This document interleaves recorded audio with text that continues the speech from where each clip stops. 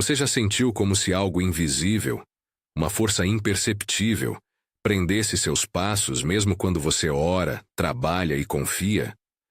Como se tudo que você faz se chocasse contra uma parede silenciosa. Essa imagem das amarras é real para muitos de nós.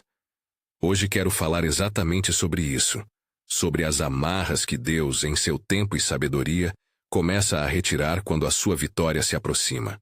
Você pode estar cansado de remar e não ver a costa.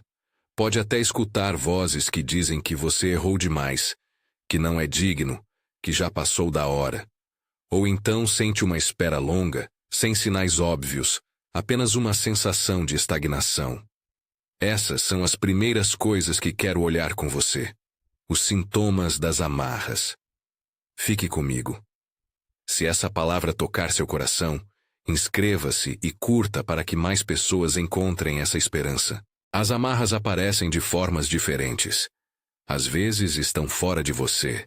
Pessoas que se afastam, portas que se fecham, relacionamentos que terminam, oportunidades que somem. Outras vezes estão dentro. Hábitos que prendem, medo que paralisa, culpa que corrói. Há ainda as correntes que vêm disfarçadas de segurança. Aquilo que parecia tão certo que você colocou sua identidade ali. Um emprego, uma posição, uma imagem. E quando Deus começa a mover algo maior, Ele pode permitir que essa coisa segura seja retirada. Isso dói. E essa dor confunde. Você pensa, perdi algo importante. Talvez Deus esteja me esquecendo. Mas o que frequentemente acontece é o contrário. Ele está preparando o terreno para algo maior. E para isso precisa remover o que impediria a nova realidade. Como saber se o que você vive é apenas fracasso ou se é um processo de depuração? Primeiro, examine o padrão. Em muitos relatos bíblicos e na experiência concreta da igreja, antes da virada há uma limpeza. Não é uma limpeza por acaso. É intencional.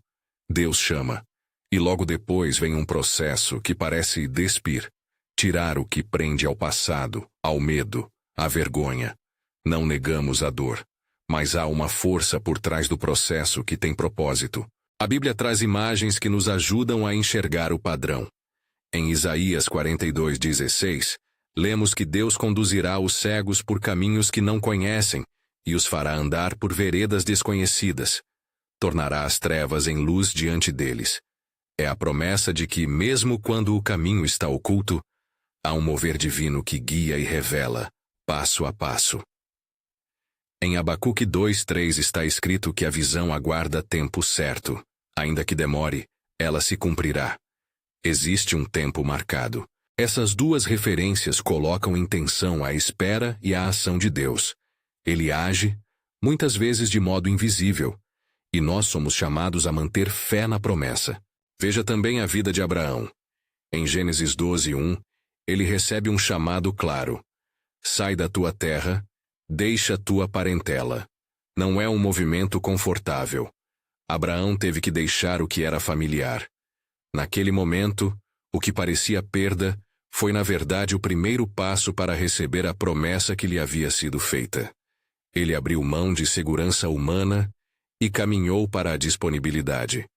Essa disponibilidade é uma condição que Deus frequentemente pede antes de efetuar a virada. Gideão é outro exemplo que fala diretamente ao nosso medo de não ser suficiente. Em Juízes 6, 11, 15, Deus chama um homem que se via pequeno e desqualificado. Gideão questiona, explica suas limitações, relata o sofrimento do povo. Mesmo assim, o Senhor o envia. O processo de redução, aquilo que parece humilhação ou anulação, faz parte do preparo. Deus não escolhe conforme a lógica humana do poder, mas segundo sua sabedoria que transforma o fraco em instrumento de vitória. E há Elias, que após grandes sinais ficou sozinho, exausto, com medo, pedindo para morrer. No episódio de 1 Reis 19, 11 e 12, Deus não se manifesta no vento forte, nem no terremoto, nem no fogo, mas numa voz mansa e delicada. Isso nos lembra que a presença de Deus nem sempre se dá em grande estrondo. Às vezes o mover que quebra as correntes é tão sutil que passa despercebido, se não tivermos sensibilidade para ouvir. Nesse silêncio há renovação, há ajuste de direção. É ali que o Senhor limpa, encaixa e renova. Perceba um padrão: chamamento, redução, silêncio e depois reposicionamento. Entre esses passos, pode haver perda aparente. Mas a perda aparente faz parte do processo de retirar amarras. Não é um castigo gratuito. É um ajuste. Deus protege sua vocação tirando o que poderia arruiná-la. Ele abre caminhos novos ao fechar alguns antigos. A tentação é achar que aquilo que se foi era a totalidade da bênção. Mas a bênção de Deus nem sempre vem pelo acréscimo de elementos humanos. Às vezes ela vem pela retirada do que o sufoca. Agora, vamos traduzir isso para a sua vida concreta. O que você pode estar vendo como derrota pode ser, na verdade, um sinal de movimentação divina. Portas que se fecham têm duas interpretações. Vão te impedir ou te redirecionar. Pessoas que se afastam podem ser cortadas porque já não pertencem ao curso que Deus tem para você. Situações difíceis podem ser o laboratório onde você aprende a depender menos de estratégias humanas e mais da presença do Senhor. A espera pode estar afinando sua fé, não destruindo-a. Como mudar a lente com que você olha para tudo isso? Primeiro, identifique quais amarras estão ativas. Pergunte a si mesmo: o que me prende mais? O que as pessoas pensam? O medo do fracasso? A culpa? O apego a um passado que não volta? Anote. Trazer nome ao que prende já é um passo de libertação. Segundo, entregue. Não no sentido de desistir de lutar, mas no sentido de cessar esforços de controle. Há uma diferença entre agir fielmente e tentar forçar uma porta que Deus fechou por uma razão. Agir fielmente é obedecer ao que Deus coloca em suas mãos. Forçar é insistir em algo que não está mais sob sua direção. Terceiro, observe os sinais de que a virada se aproxima. Eles costumam ser pequenos. Alguém aparece com uma palavra que muda sua perspectiva. Surge uma porta silenciosa, menos chamativa, que ao entrar, revela algo maior. Um desejo novo nasce no coração sem explicação lógica. Um medo começa a perder intensidade. Essas são movimentações sutis que anunciam que Deus está removendo correntes. Nem sempre haverá fanfarra. Muitas vezes a vitória vem por meio de ajustes minuciosos, não por um milagre estrondoso e público. Quarto, reformule sua identidade. Um dos temas centrais aqui é a troca de espelho. Do espelho da culpa para o reflexo da graça. Quando estamos presos, tendemos a nos ver por meio do que perdemos ou falhamos. O espelho da culpa nos faz repetir erros, nos fecha em uma definição negativa. A graça, em vez disso, corrige nossa história, não apaga a responsabilidade, mas nos reposiciona na verdade do amor de Deus. Comece a falar de si mesmo com honestidade, mas também com a verdade do Evangelho. Você é amado, chamado e equipado, mesmo que ainda esteja em processo. Quinto, pratique a paciência ativa. Esperança não é mera espera passiva. É esperar enquanto se prepara, enquanto se ajusta, enquanto se aclimata à nova direção. Use o tempo da espera para aprender. Leia. Ore com consistência. Reconstrua o que for necessário no seu caráter. Perdoe onde for preciso. Peça sabedoria. Fortaleça a comunhão com irmãos que edificam. Tudo isso é trabalho de solo fértil, mesmo quando a colheita parece distante. Há também um cuidado pastoral que quero deixar claro. Nem todo sofrimento é correção direta. Nem todo fechamento é um chamado a seguir sem questionar. Há vezes em que as consequências de escolhas humanas trazem dificuldades. Ainda assim, Deus pode usar até esses fragmentos para moldar e preparar. Não trate todas as dores como se fossem necessariamente preparatórias. Examine com oração e discernimento. E não culpe a si mesmo de forma destrutiva. Deus não gosta de ver você esmagado pela culpa. Ele quer você restaurado. Agora, olhe para a sua vida com os olhos do coração. Quais correntes foram colocadas sobre você? Talvez tenha sido uma crítica que você não soltou. Talvez um hábito que você chamou de consolo e que na verdade te prende. Talvez a tentação de se comparar com os outros. Talvez portas que se fecharam sem explicação. Se algo em você dói quando pensa em soltar, reconheça a dor. Soltar exige coragem. É como deixar um barco ancorado em terra firme para se lançar ao mar confiando no vento de Deus. Você sente medo. É natural. Mas a vitória exige deixar algumas amarras para trás. Preste atenção também às pequenas confirmações. Deus não tem pressa quando se trata de destruição de amarras, mas é paciente para firmar sua paz no meio do processo. Um amigo que aparece no momento certo, uma palavra que toca você de forma inédita, um entendimento súbito de algo que antes era confuso. Esses são sinais.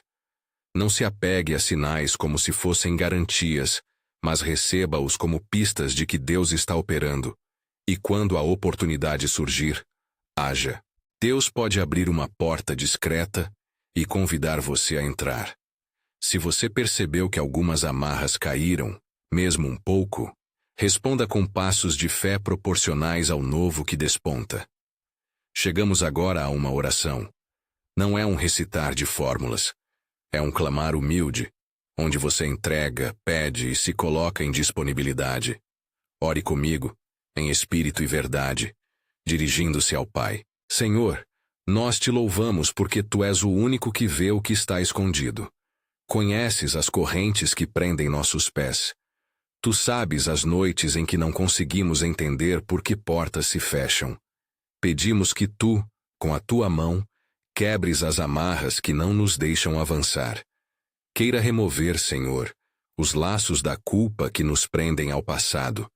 Quebre os grilhões do medo que paralisa nossos passos. Se for da Tua vontade, separa, purifica e limpa o caminho diante de nós, abrindo as portas que precisamos atravessar no tempo certo. Dá-nos sensibilidade para ouvir a Tua voz mansa no meio do tumulto. Renova a nossa fé para que possamos esperar com coragem, sem confusão ou desespero. Dá-nos sabedoria para soltar o que nos impede e fidelidade para guardar o que Tu nos confiaste. Segura nossas mãos quando a dúvida vier. Mostra-nos os sinais que precisamos ver e dá-nos olhos para reconhecer as pequenas movimentações do Teu agir. Não prometemos entender tudo agora, mas queremos confiar em Ti. Fortalece-nos para permanecer fiéis nesse processo. Em nome de Jesus. Amém. Quando oramos assim, com reverência e entrega, desistimos de tentar controlar todos os resultados. Não estamos assinando um cheque em branco para resultados imediatos. Estamos afirmando confiança no caráter de Deus. E a confiança muda nossa postura. A postura muda nossa história. Antes de encerrar, quero te convidar a fazer um exercício concreto agora. Escreva uma lista simples com 3 coisas que você sente como amarras. Embaixo de cada item, coloque uma ação prática que você pode dar nesta semana para soltá-la um pouco. Um pedido de perdão, uma conversa, uma decisão de parar algo que aprisiona, uma mudança de ambiente. Não precisa ser gigante. Pequenos passos compõem grandes viradas. E compartilhe com alguém de confiança para ter responsabilidade. Lembre-se, a vitória que se aproxima muitas vezes começa por perdas. O que parece ser um desmonte pode ser o toque de Deus que desmonta tudo que impediria a bênção de se estabelecer de forma permanente. Ele protege seu destino, às vezes fechando uma porta para que você não entre em algo que atrapalharia seu chamado. Ele te chama para estar disponível, mesmo quando isso dói. Você pode estar cansado e, ainda assim, estar a poucos passos de ver uma virada. Mantenha-se firme, troque o espelho da culpa pela verdade da graça e fique atento aos sinais. Aceite a transformação que o processo exige. Não se feche na espera. Use-a como tempo de lapidação. E quando a virada vier, você perceberá que aquilo que foi tirado não era a perda final, mas a preparação para receber algo maior e mais alinhado com o chamado que Deus tem para você. Se essa mensagem tocou você, Deixe nos comentários a frase: Deus está quebrando minhas correntes no tempo certo. E compartilhe com alguém que precisa ouvir essa verdade hoje. Conte seu testemunho quando as amarras começarem a ceder. Sua história pode ser a luz que alguém precisa. Vai com fé. Segura a promessa e confia no autor da caminhada. As amarras que caem agora anunciam a vitória que vem.